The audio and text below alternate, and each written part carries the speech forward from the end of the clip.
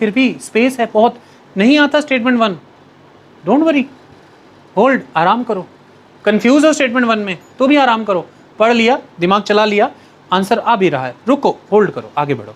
सबसे पहला नियम क्या है योद्धा का? पहले आगे बढ़ो, आगे बढ़ो, देखते हैं क्या है। According to the provision of the constitution of India, a member of the house of the people on being elected as the speaker shall resign from his political party immediately. ऐसी कोई बंदिश भारत में नहीं है। अगर आप कांग्रेस, बीजेपी या किसी भी पार्टी से लोकसभा में आए हैं और आप स्पीकर बना दिए गए हैं, आपको पार्टी छोड़ने की जरूरत नहीं है। ऐसे ही पढ़ा है लेक्चर में। Statement 2 is grossly incorrect in Indian scheme of politics. अब स्टेटमेंट 2 इनकरेक्ट और ऑप्शंस में देख लेते हैं। स्टेटमेंट 2 ऑप्शन ए भी गिवन है, ऑप्शन ए गया। स्टेटमेंट 2 ऑप्शन बी में भी गिवन है, ऑप्शन बी गया। स्टेटमेंट 2 ऑप्शन डी में भी गिवन है, ऑप्शन डी गया। Option C is the correct, that is first and third statement is correct. Third अब पढ़ लेते हैं एक बार कि the speaker of house of the people may be removed from his office by resolution of the house of the people. कितने बड़े बड़े स्टेटमेंट हैं। वो भी चाह रहा है कि स्टेटमेंट 2 पकड़, आंसर ढूंढ, निकल। कहां पढ़ने बैठ गया, तैयारियां तो घर पे किया कर। वो भी चाह रहे हैं, हम उनकी चाहत नहीं समझ पा रहे हैं, हमारी भी गलती है। वरना ऑप्शन ऐसे क्यों बनाते हैं? आपको क्या लगता है भोलेपन में बनाती है?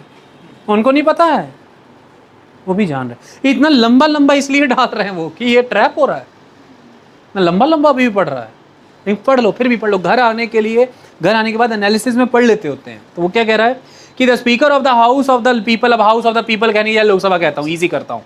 The speaker of the Lok Sabha may be removed from his office by resolution of the house, by the resolution of the Lok Sabha passed by a majority of the then members of the House, provided that no resolution shall be moved unless at least 14 days notice has been given by the intention to move the resolution.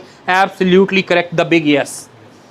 14 दिन का notice देना पड़ता है और majority the then membership of the house के हिसाब से resolution pass होकर निकाला जाता है। सख्त प्रोविजन निकालने का, आसान नहीं। पर नहीं भी आ रहा था थर्ड स्टेटमेंट तो क्या है, आंसर तो आ गया ना। वही तो वो चाह रहे हैं, वही तो वो चाह रहे हैं। Last question. अब ये एक तरह से पॉलिटिकल डोमेन से बिलोंग करने वाला क्वेश्चन तो है, लेकिन इसका आंसर एग्जैक्टली पॉलिटी की बुक से ही आप कर लेंगे, ये थोड़ा मुश्किल भी हो सकता है, पर कर भी लेंगे। अगर आपने एंट्रीज पढ़ी हुई हैं स्टेट लिस्ट, यूनियन लिस्ट की एक बार लाइफ में, और उन पर थोड़ा थोड़ा दिमाग यूज़ किया है, you can answer this question. लेकिन अगर आपने उसके साथ जोड़ करके ज्योग्राफी, इकोनॉमिक ज्योग्राफी, इन चीज़ों को पढ़ा है और जो खबरों में कॉन्फ्लिक्ट रहता है केंद्र राज्य के बीच में, उन डिबेट्स को सुना है, अगर आपने सही में शेड्यूल्ड और ट्राइबल एरियाज पढ़े हैं पॉलिटी में, फिर इसका क्वेश्चन 1 सेकंड में कर जाओगे, फिर कर जाओगे। तो इस तरह से थोड़ा कॉम्प्रिहेंसिव नॉलेज यूज करके इसका आंसर होगा।